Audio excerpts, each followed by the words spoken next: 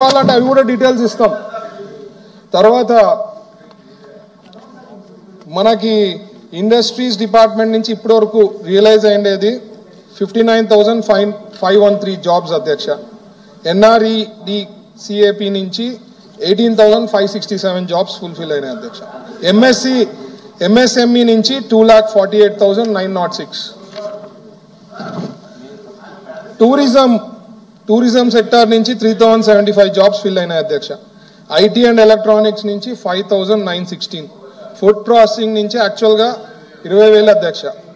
Mines and geology నుంచి department నుంచి వాళ్ళ శాఖ కాడి నుంచి 3,758. ఇవన్నీ నా దగ్గర ఉండేవే అధ్యక్ష, ఇవన్నీ on record. Skill development department నుంచి 82,000. గవర్నమెంట్ జాబ్స్ ఇప్పుడే చెప్పాను అధ్యక్ష, దగ్గర 9,000 అని. దాదాపు 4,30,000 జాబ్స్ వేరియస్ డిపార్ట్మెంట్ నుంచి ఫిల్ కావడం జరిగింది అధ్యక్ష. ఇవి కాక నేను చెప్పినట్లు జాబ్ మేళాస్ ఇవన్నీ కూడా యాడ్ చేస్తే less than 15 monthsలో 5.5 lakh job opportunities వచ్చినాయి అధ్యక్ష. ఇంకా మనకి 3.5 years ఉంది అధ్యక్ష. 20 లక్షల ఉద్యోగాలు అనేది ఖచ్చితంగా ఫుల్ఫిల్ చేస్తాం. మాట ఇచ్చిండేది తప్పేది లేదు. ఆల్రెడీ క్యాబినెట్లో ఉండే అప్రూవల్ ప్రకారమే దగ్గర 7.5 lakhs ఉన్నాయి. సో ఇవన్నీ కలిపితే 20 లక్షల ఉద్యోగాలు వస్తాయి. వాళ్ళకి ఏమంటే బాధ అధ్యక్ష, వాళ్ళ ప్రకారము జాబ్స్ ఫిల్ చేయలే. నేను చెప్పా కదా, వాలంటీర్లు తప్ప ఏం చేసిండేది లేదు వాళ్ళ ప్రీవియస్ గవర్నమెంట్లో. ఇండస్ట్రీస్ అంతా వెళ్ళగొట్టారు. అమర్ రాజాని వెళ్ళగొట్టారు. మీకు మొన్ననే చెప్పినాం అమర్ రాజాని ఎందుకు వెళ్ళగొట్టినారంటే ఇంతవరకు ఆన్సర్ లేదు.